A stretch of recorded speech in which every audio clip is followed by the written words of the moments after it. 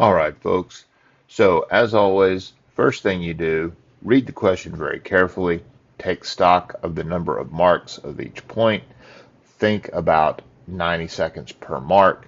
So, this is a 4.5 minute question. These two questions, as long as you understand the theories behind them, would be way less than that, which would free up a lot of that time for you to go back at the end of the exam and look at the ones that you feel like you need a little bit more time with. All right, so last parts of this master question of the sodium hydroxide solution for titration. So here we go. Evaluate the use of an indicator versus a pH probe to determine the endpoint of the titration of propanoic acid with sodium hydroxide. All right. Well, I hope that you've had the experience of using a pH probe. If you haven't, perhaps you should look at some YouTube videos of titrations with pH probes to see exactly how they work, because this is almost always going to be on test. Then, of course, you have the indicators in their colors. I got a chart down there for use later. All right. The first thing that you need to think about when you look at a question like this is what exactly are they asking for? It is evaluate. If you have not already done so, you should look at the chemistry guide, page, I think, 87, 88. These are the command terms, okay? Command terms for chemistry, because you have different types of objectives. You have lower level objectives, state or draw. You have slightly higher level objectives, calculate, describe, and then you've got the highest level objectives, compare, contrast, and one of those is evaluate. Now, when you evaluate, you make an appraisal by weighing up strengths and limitations. Now, before we even look at the mark scheme, in my mind, I am thinking I need to make 3 points. And ideally, I should make a combination of strengths and limitations, because that's what evaluate says. Then we'll look at the mark scheme here in a bit. So what do I know about the strong points of pH probes? Well, for one thing, pH probes are going to be more precise than indicators. Right? So an indicator will give you a range of pH probe of pH. A pH probe will give you an exact. The second thing that I'm thinking of is people vary widely in their ability to look at colors and determine what colors are and when they start to change color. So a pH probe basically removes the need to distinguish colors. Some people are red-green colorblind, but everyone sees colors differently. So those are strengths, right? What did they say in the strengths, right? And so I'm thinking then maybe I need a limitation. Well, a limitation of a pH probe is that pH probes need to be calibrated.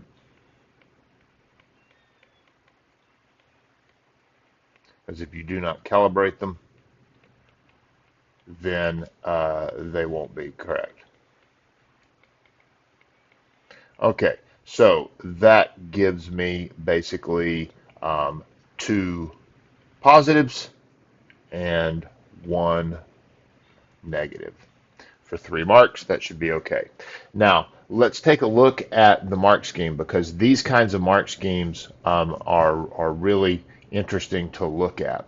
Notice that they say any 3 of, okay? So my whole thing about strengths and limitations really wouldn't apply here. But you do not know that when you're taking the test. You need to understand what evaluate means. It means strengths and limitations. So you don't know that. All right. Did we get the ones that we went after? Yeah, of course. pH probes are more accurate, precise values. There is no personal judgment of color change, and they must be calibrated. So it's actually the first 3 points. Then there's a series of other points that can be made. They are fragile. The bottom of pH probes are glass, can be easily broken. pH probes can be reused over and over and over again, but they are expensive. pH probes work over a wide range of pH values, whereas indicators you have to choose specifically for the titration that you're doing. You can plot a pH curve with a pH probe, which you can't do with an indicator, and you're not actually adding anything chemically to the system with a pH probe. Okay, now the final question is state the name of an indicator which can be used for the titration of propanoic acid with sodium hydroxide using section 18 of the data booklet. All right, now if you want to know the answer to this, then you can just skip to the end, but I'm going to take the time to fill you in with the theory behind this so that you can answer any acid and base combination. Excuse me. Now, section 18 of the data booklet are the acid-base indicators. And the key points that you need to keep in mind for the acid-base indicators is you need to think about what the pKa ranges are. All right? So that's the thing that you're really thinking about. And the idea behind the theory is that your equivalence point, so your equivalence point, you need to be in plus or minus 1 of the pKa of the indicator. Okay, that's the general principle.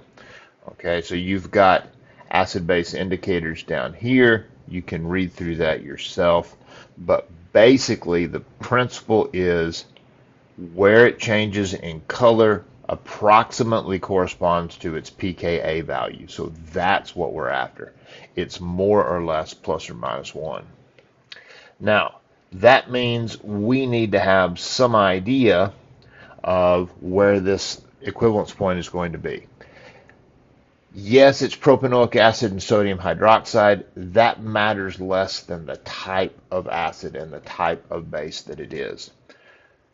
If you have completed the acid-base unit, then you should know at this point that propanoic acid is a, propanoic acid is a weak acid,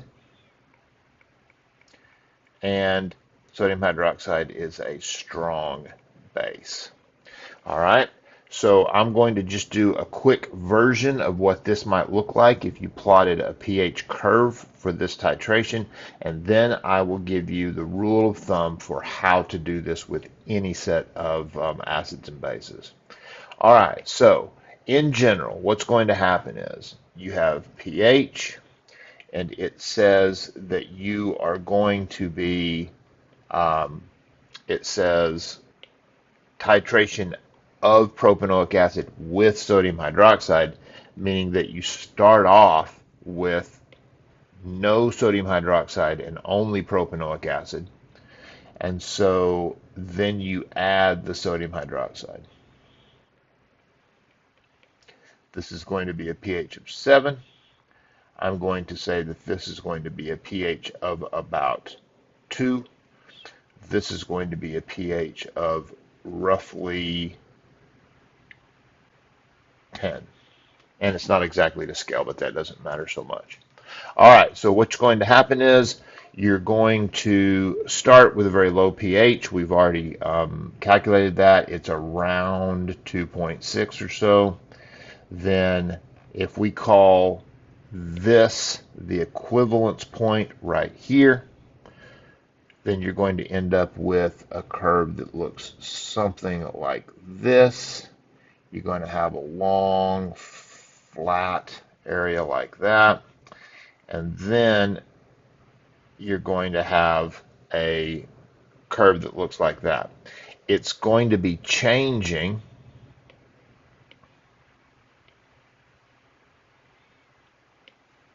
up here in the roughly 10. Okay, actually I shouldn't have used that color based on what I want to convey. It's going to be changing roughly here around 10. All right, now I'm not going to go into the full-blown theory of that, okay? Um, but I'm going to give you a rule of thumb for how to deal with it. But before we do that, let's answer the question. So we know that the equivalence point is going to be changing above 7. So we go to our chemistry guide, we go to our data booklet and we look for the pKa's that will be above 7.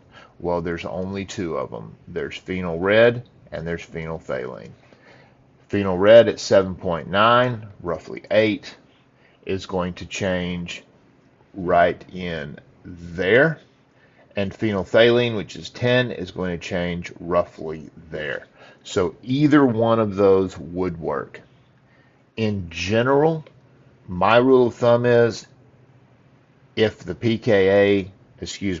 if the pH at equivalent is greater than 7, I'm just going to say phenolphthalein.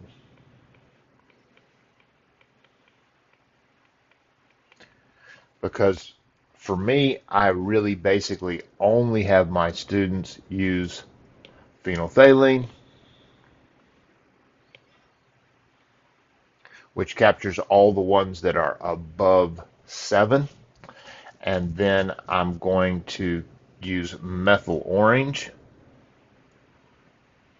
or methyl red for the ones that are below 7. And then the strong, weak, the ones where you have a strong acid and a strong base, you can use phenolphthalein for as well. All right, so here's your rules of thumb, okay? You've basically got two types of acid, two types of base. You've got a weak acid and a strong acid.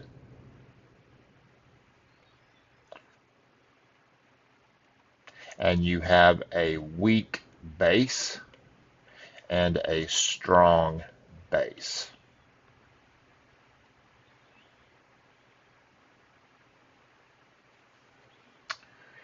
Your pHs tend to mirror the strong, okay? So the one that we just did was a weak acid and a strong base. So your pH at, I want to use a slightly smaller one. Your pH at equivalence is going to be greater than 7.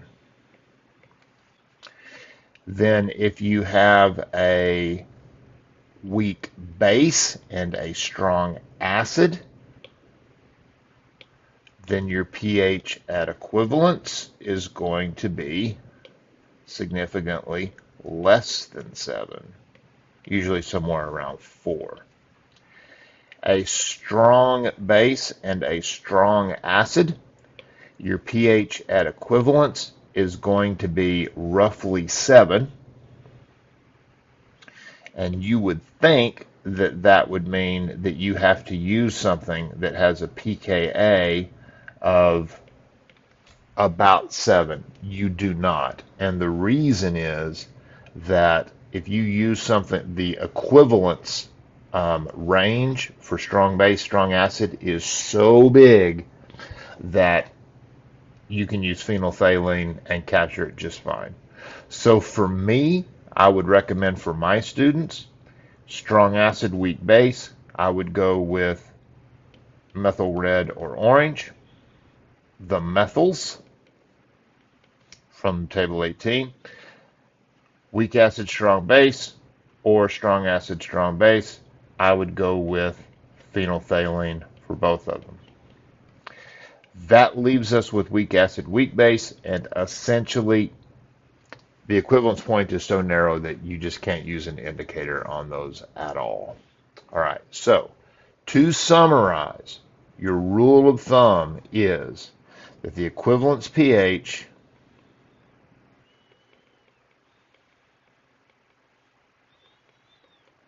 mirrors the strongest acid or base. Okay, that's your rule of thumb. So a weak base with a strong acid is going to be a very low pH at equivalence. A weak acid with a strong base is going to be a high pH at equivalence. And strong acid, strong base, just use phenolphthalein. It's the easiest thing to do. I hope that helps. Now, let's just take a peek at our examples. And of course, yes, it is phenol red or phenolphthalein, just what we said, because the pKa of those is significantly above 7.